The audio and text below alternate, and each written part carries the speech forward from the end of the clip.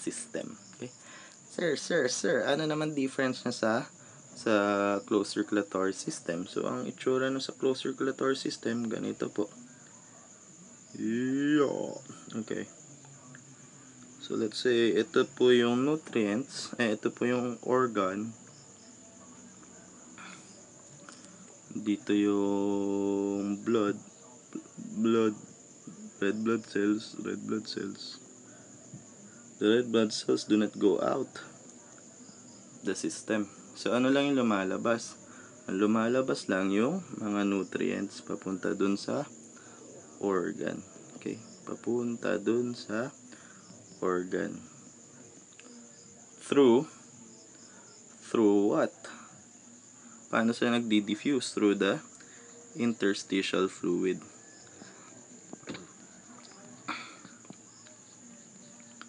Sir, ano ba interstitial fluid? Interstitial fluid, ang analogy ko sa kanya is para siyang bridge. So, let's say, ito ka, may kotse ka. Okay, let's say this is the red or the transporting medium. And then you are the one being transported papunta dito sa bahay. Okay. Hindi ka naman ihahagis ng kotse mo papunta dito. Let's say may road kang lalakaran. Pagkahinto ng kotse mo dito, screech. Okay? Hindi naman directly pupunta doon yung kotse kasi ang mangyayari dyan, crash yan, wasak yung bahay. So, ang nangyayari is, hihinto dito yung kotse at ikaw, lalakad ka ng ilang hakbang. Yung paglakad mo dun sa part na yon, so siya yung nag-act as a bridge from the transporting medium to the kusang ka pupunta. So that is the interstitial fluid. This is the red blood cell or the transporting medium. You are the nutrient or whatever you are, a waste. The interstitial fluid is the bridge. And this is the cell that will need you. Okay?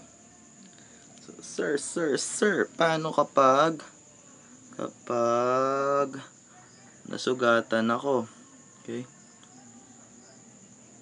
Magiging open circulatory system na ba ako? Unang-una, di ka masusugatan yan. Masusugatan yan pag may ganitong drawing. Ching! Yan, matalas na yan. So, masusugatan ka na yan. Sir, open circulatory system na ba ako? Kasi tumatagas na. Hindi pa rin. Okay? Ibig sabihin yan, may sugat ka. Hindi po, may open circulatory system ka. Okay? So, yun. Yun po yung open circulatory system. Now, blood. Ayan, closed circulatory system. Blood confined to vessels. Blood is distinct from interstitial fluid or the bridge where substances diffuse into to go to the cells that need them. Movement of materials is from larger vessels to smaller vessels back to larger vessels. So, for example, you have your aorta, which is the largest artery, to an arteriole, to a capillary bed, to a venule, to a vein, to a vena cava. Okay? Exchange of materials is through diffusion. So, hindi po nawala yung diffusion. Ang nangyari lang is yung direct transfer mula sa circulatory system papunta do sa specific na cells, diffusion yun. Pero yung transport po ng mga blood all throughout the body, hindi po pwedeng diffusion kasi masyadong ang mabagal. Okay? So, vertebrate phylogeny is reflected in adaptation of the cardiovascular system. Cardiovascular system, presence of heart and vessels. Atrium receives blood. The number of atria, yung number ng circuit ng circulatory system depends sa number ng atrium. Kapag isa lang yung atrium, isang circuit lang. Kapag dalawang atria, dalawang circuit. Okay? Ventricle pumps blood. If it's the one that pumps blood into the system, sino kaya mas makapal sa kanila na muscular layer, the atrium or the ventricle? Correct, ventricle. So, you have the vessels, the arteries. Yan nga, yung makapal yung muscle layer. Veins, may valves. Veins, valves, back to the heart. VVV. Capillaries, venules, arterioles. Venules are small veins. Arterioles are small arteries. Then you have your capillary beds. Ito yung sinabi ko kanila. High metabolic rate, complex cardiovascular system. Low metabolic rate, less complex. Yan, patapos na. Fish heart. Two main chambers, gill circulation, systemic circulation. So, hindi ibig sabihin nito, kulay blue siya, wala na siyang oxygen. Hindi porket red na siya, panay oxygen. So, eventually, nababawasan pagdating dito sa capillaries. So, if you're going to look at the drawing, the schematic drawing, ang kapal nung line dito, lining. So, ano ibig sabihin yan? Atrium or ventricle? Correct, ventricle. And as you can see, meron po tayong mga valves na paakyat. Meron tayong valves na paganon. It ensures that once the ventricle contracts, hindi po babalik dito yung blood. Or once the atrium contracts, papunta sa ventricle sana yung blood, hindi siya magba-backflow. The valves prevent backflow of blood. Okay? So, bakit okay lang na ganito lang, single circulation? Ano bang meron sa fish? Ano bang nangyari? Ano bang meron sa fish? Ano bang meron sa fish? So, let's say ito yung fish. Hop. Okay, we have a fish here. Fish. Pangit ang fish ko. Bluk. Bluk.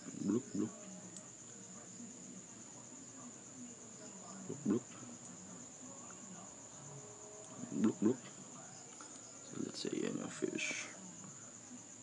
Okay, fish. Bluk. Okay.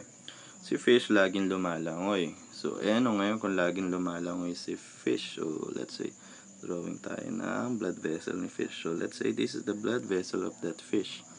And then, let's look at the muscle layer of that fish. Yung muscle layer ni fish, let's say this is the outer layer ng muscle ni fish. Doon sa kabilang layer, ayan. So, ano ibig sabihin yan?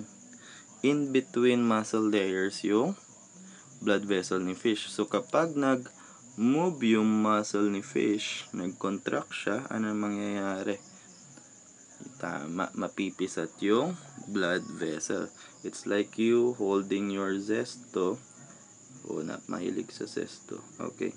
So, let's say, yan. Hawak-hawak mo yung tetra pack mo. Diba? So, ano mangyayari kapag pinisil mo?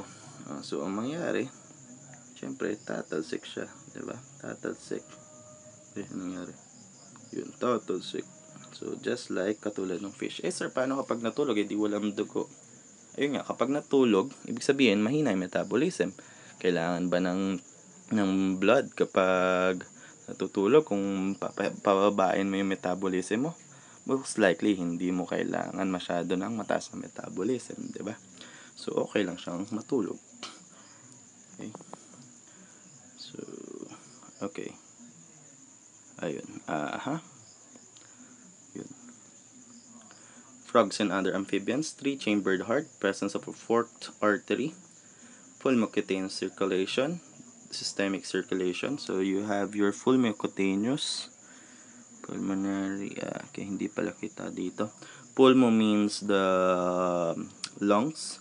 Cutaneous, skin. Kasi they are able to respire through the skin, not only through the lungs. Bakit kailangan nila? Kasi, look at nagkakaroon ng mixing.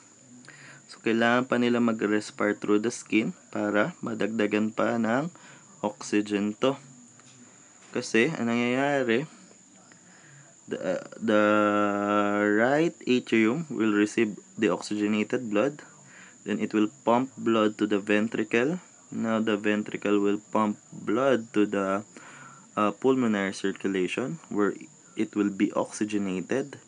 Then blood will go to the left atrium. Now pupunta sa what? Sa ventricle na naman. Kanina 'di ba doon ang galing yun? Ayun na nga. So kaya nagkakaroon ka ng mixing. So yun, magpa-pump siya. Isa sa pulmonary circuit, isa sa systemic circuit. So mahina konti, magiging mahina yung metabolism kasi konti yung energy, konti yung oxygen. So, kailangan mo dagdagan ng oxygen. Paano dadagdagan? Through the cutaneous respiration. Okay? Double circulation. Anong nangyari? Anong nangyari? Whoop. Okay. Double circulation restores blood pressure. Paano nagre-restore ng blood pressure? Ganito po. Okay.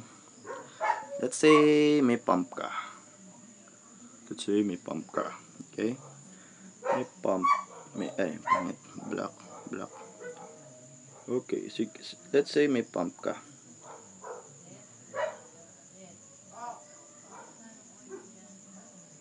Okay. Let's say may pump ka. Yan. Pump. Bellow. Tapos, papump ka ng air. Okay? Kaso gusto mo, umabot sa dulo yung pinapump mong air. Gusto mo, mahipan yung apoy.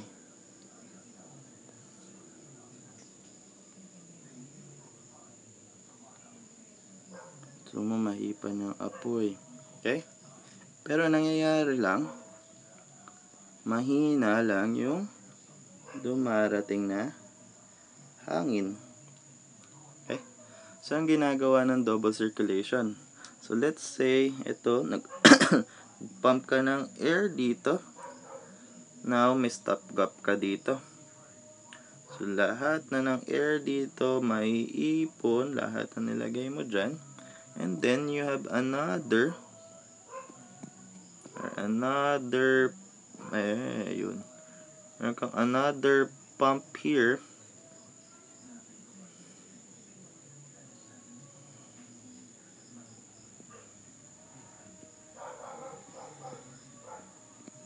Okay.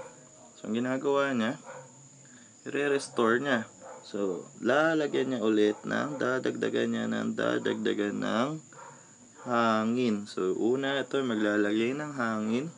Kapag nanghina na yung hangin, hanggang dito na lang umabot, pero may naipon ka ng konti dyan, stop mo doon. Ngayon, siya naman ang mag-work. Lalagay naman siya ng hangin para malakas ang hangin hanggang sa mamatay na yung apoy. Okay? So, yun po yung importance niya. The heart, there is mixing of blood. In some reptiles, there's a presence of ridge in the ventricle. So, ano ibig sabihin nun? Ngayon, ibig sabihin nun, nagkakaroon na ng start of division in the ventricle.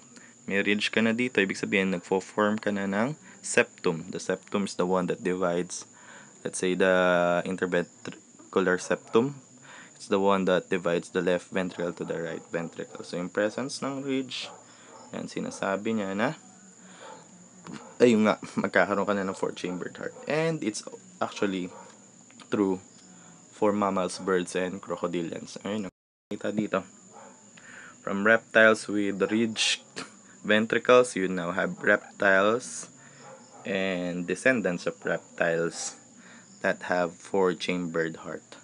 Left side, oxygen rich, right side, oxygen poor. No mixing of blood. This is for this is for the heart. Okay?